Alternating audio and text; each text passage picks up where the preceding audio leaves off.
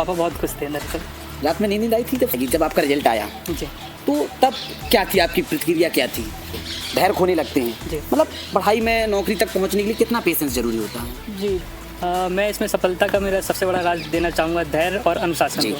क्या लगता है कि बुंदेलखंड की जो शिक्षा व्यवस्था है वो सही है या इसमें कुछ बदलाव जरूरी है? क्यों होता है कि जब भी रिजल्ट आया, जब भी मैंने जितने पॉडकास्ट किए हैं, वो कहते हैं हम खुद रिजल्ट नहीं हमने देखा, दोस्त देखता है या उसका भैया देखता है, खुद रिजल्ट देखने में हिम्मत क्यों नहीं होती? क्या डर लगता है? क्या पढ़ाई के लिए घंटे मायने रखते हैं?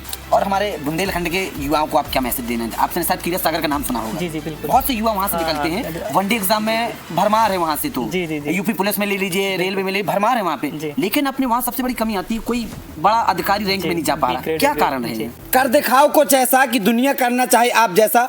नमस्कार दोस्तों, मैं हूं आपका दोस्त कुमार अनिल। आज हमारे साथ खास पॉडकास्ट में मौजूद रहने वाले ऐसे शख्स मौजूद रहने वाले हैं। आपने बहुत इंटरव्यू देखे होंगे, नेताओं के देखे होंगे, लेकिन आज हमारे साथ ऐसे शख्स रहने वाले हैं जिन्होंने हमारे जिले का और बुंदेलखंड का नाम रोशन किया अपनी मेहनत और लगन के दम पर। समीक्षा अधिकारी में चयन हुआ है फाइनल लिस्ट में आके। तो पहले तो बहुत बहुत हमारे चैनल की तरफ से बधाई, शुभकामनाएं हैं कि आपने महोबा का, बुंदेलखंड का और अपने माता पिता का जो नाम रोशन किया है, इसलिए बहुत बहुत बधाई, शुभकामनाएं। कैसे हैं? बढ़िया सर। तो पहले ये बताइए कि आपका चयन किस पद में हुआ है? जी सर, मेरा समीक्षा अधिकारी के पद पर चयन हुआ है, इसमें मेरी रैंक 43 रही। जी जी, ये उत्तर प्रदेश लोक सेवा आयोग द्वारा इसका एग्ज़ाम कंडक्ट कराया जाता है। जी, तो ये बताइए बचपन में आप पढ़ने में कैसे थे? मैं बचपन में भी अच्छा था, मतलब ठीक ठाक रैंक आती थी मेरी कॉलेज स्कूल में भी, और कॉलेज में भी मैं अच्छा था।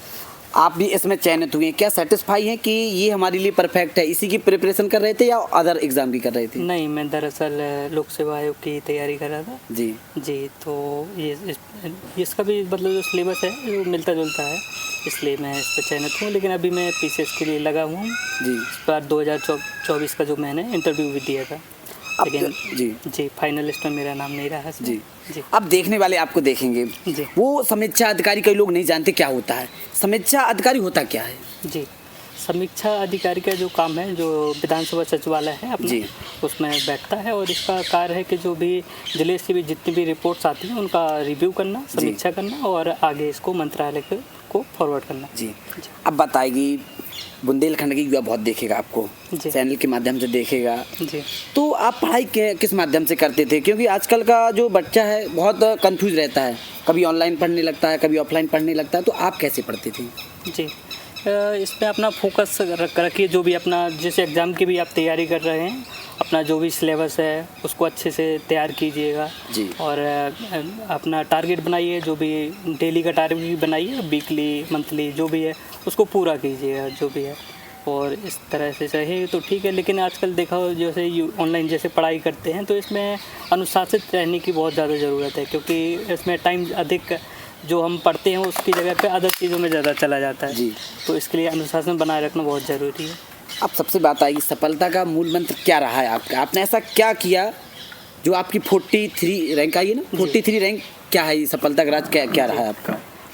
मैं इसमें सफलता का मेरा सबसे बड़ा राज देना चाहूँगा धैर्य और अनुशासन को। जी, क्योंकि ये एक लंबी तैयारी रही मेरी इसमें, और मैंने कई मेंस भी दिए हैं पीसीएस के, लेकिन फाइनल सफलता नहीं मिली। फिर इसमें अभी 2024 में मुझे जो 26 वाला एग्ज़ाम हुआ, इसमें सफलता मिली है। तो धैर्य और अनुशासन दो बड़ी चीज़ें रही हैं मेरी। अब बात आएगी, जब आपका रिजल्ट आया जी, तो तब क्या थी आपकी प्रतिक्रिया क्या थी?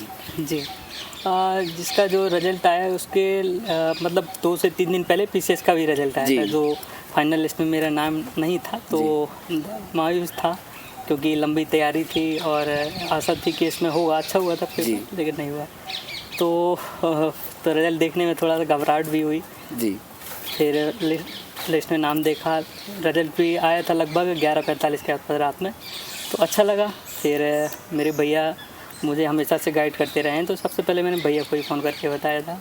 तो भैया की क्या प्रतिक्रिया थी? जी, जो ये तैयारी है इसमें परिवार का बहुत बड़ा योगदान होता है, क्योंकि सभी की उम्मीद रहती है, सभी की, जैसे पिताजी हो गए, चाचा जी हो गए, और जितने भी रिश्तेदार हैं, दोस्त हैं, सबकी रहती हैं। तो बार बार सब सेटबैक मुझे भी लगता था, बताता था, सबकी आशा रहती है। तो भैया को बताया, सबको बहुत अच्छा लगा। पापा को बताया तो पापा को तो बहुत ही खुश हुए। हाँ, हर पिता का सपना होता है कि बेटा कब सफल हो। जी, तो पापा बहुत खुश थे दरअसल। रात में नींद आई थी जब सब? हाँ, नहीं, नींद तो आती ही नहीं है। जो पीसेस का रिजल्ट आया था उसमें भी नहीं आई, इसमें भी नींद आई थी, तो ये तो रहता ही है। नहीं, एंजॉय पूरी रात? जी, बधाइयाँ आई होंगी? जी, पूरी रात बधाइयाँ आई, जो सारे दोस्त जो भी हैं, क्योंकि दोस्त भी सब तैयारी में लगे हुए हैं, तो सबको उम्मीद थी कि इसमें होगा। तो दरअसल मैंने खुद रिजल्ट नहीं देखा, तो मेरे एक भैया हैं, दोस्त ही हैं, वो भी मुझे गाइड करते रहे, तो उन्होंने मुझे रिजल्ट देख के बताया था, फिर बाकी दोस्तों ने भी बताया। नहीं, ऐसा क्यों होता है कि जब भी रिजल्ट आया, जब भी मैंने जितने पॉडकास्ट किए हैं, वो कहते हैं हम खुद रिजल्ट नहीं हमने देखा, दोस्त देखता है या उसका भैया देखता है, खुद रिजल्ट देखने में हिम्मत क्यों नहीं होती? क्या डर लगता है, क्या चीज़ें? डर जी, दरअसल अभी मैंने बताया आपको, उसके जस्ट 4 दिन पहले ही पीसीएस का रिजल्ट आया था, तो उसमें जो नहीं उसका डर था थोड़ा जी, उसका डर था एक कि, तो मैंने सोचा चलो सुबह देखते हैं, अभी छोड़ देते हैं, फिर वो देखकर मुझे बताया। अब बात आती है जो युवा आजकल के धैर्य खोने लगते हैं जी, मतलब पढ़ाई में नौकरी तक पहुंचने के लिए कितना पेशेंस जरूरी होता है? जी, जैसे अगर इस तरह के जो एग्ज़ाम हैं, पीसीएस के जो भी एग्ज़ाम है, जिसमें एक लंबा समय लगता है जी, और इसका सिलेबस भी लंबा है, और तैयारी भी है, प्री मेंस इंटरव्यू 3 स्टेज रहते हैं, और अगर किसी एक स्टेज से बाहर होते हैं तो फिर से शुरुआत से, तो इसमें धैर्य बहुत ज़रूरी है। अगर आप धैर्य नहीं बनाएं तो इसमें मेरे हिसाब से सफलता नहीं मिल सकती है। तो इसमें धैर्य बहुत ज़रूरी है और अनुशासन भी बहुत ज़रूरी है। आपको ऐसा नहीं है कि आपने एक दिन अगर 10-12 घंटे पढ़ लिए तो वो हो गया, फिर अगले आप घूम रहे हैं, तो वो नहीं होगा। इसमें आपको अनुशासन बनाए रखना बहुत ज़रूरी है। तो मैं ये कहूँगा अनुशासन बनाए रखें, धैर्य बनाए रखें और तैयारी करें।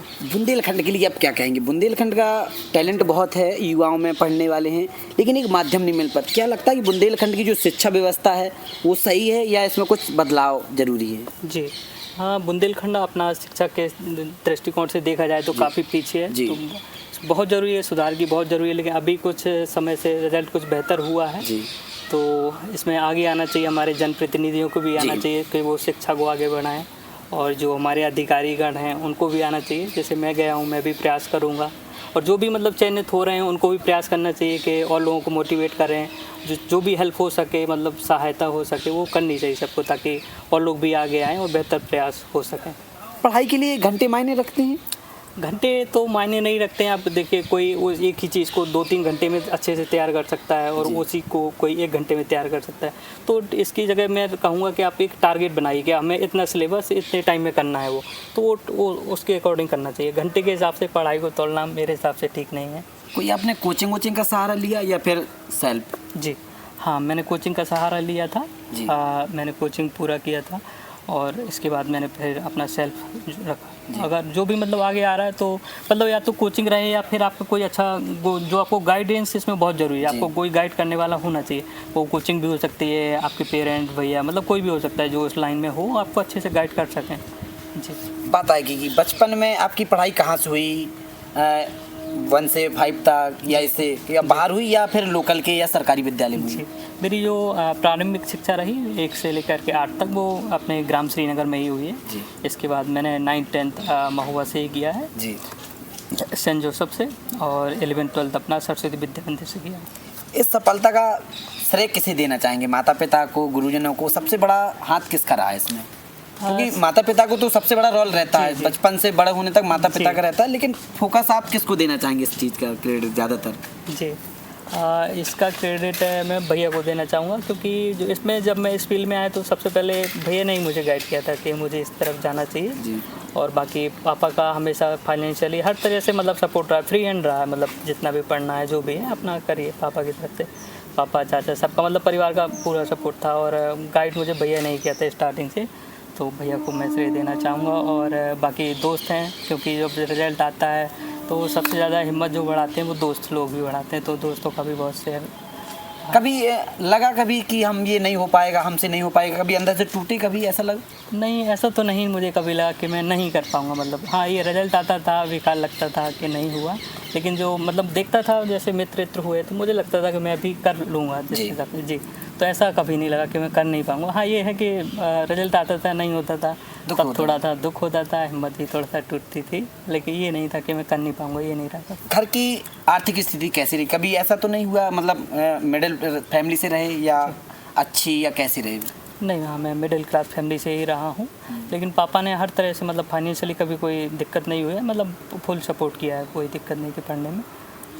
और हमारे बुंदेलखंड के युवाओं को आप क्या मैसेज देना है? आपने शायद कीरत सागर का नाम सुना होगा। जी जी बिल्कुल। बहुत से युवा वहाँ से निकलते हैं, वनडे एग्जाम में भरमार है वहाँ से, तो जी जी जी यूपी पुलिस में ले लीजिए, रेलवे में ले, भरमार है वहाँ पे, लेकिन अपने वहाँ सबसे बड़ी कमी आती है, कोई बड़ा अधिकारी रैंक में नहीं जा पा रहा, क्या कारण है? दरअसल एक तो यही है कि उस तरफ लोगों का भी रुझान कम है, क्योंकि हमारे यहाँ से देखा जाए तो अभी कोई इतने बड़े उच्च पदों पर नहीं रहे हैं, तो एक ये भी रीज़न है। बाकी रिजल्ट अभी अच्छा हो रहा है, जैसे कीरत सागर से कोई भी वनडे एग्जाम हो तो अपने यहाँ से ज़रूर निकलता है, टॉपर भी आ जाते हैं, बिल्कुल टॉपर्स भी रहे हैं। तो मैं यही कहूँगा कि अब बड़े एग्ज़ाम्स की तरफ भी लोगों को आना चाहिए, जो हमारे यहाँ के युवा हैं सबको आना चाहिए, तैयारी करना चाहिए। मैं कर सकता हूँ तो बाकी लोग भी कर सकते हैं, तो यही संदेश। और बाकी मैं भी प्रयास करूँगा, जो भी मुझसे जोड़ेंगे मैं उनकी जो भी हेल्प हो सकेगी सबको करूँगा। तो ये रहे हमारे साथ समीक्षा अधिकारी प्रदीप जी रहे, जो दिया पॉडकास्ट बहुत शानदार रहा। अब आपको इसमें रिव्यू देना है कि कैसा रहा। आप बुंदेलखंड के लिए उन्होंने बोला कि हमारा जितना प्रयास होगा हम बेहतर करेंगे, और कीरत सागर के लिए युवाओं के लिए भी काफ़ी बड़ी बात बोली कि उनको भी आगे चल के अधिकारी बनना होगा और प्रयास करना होगा। तो कैसा रहा हमारा ये पॉडकास्ट, कमेंट बॉक्स में ज़रूर लिखें। धन्यवाद।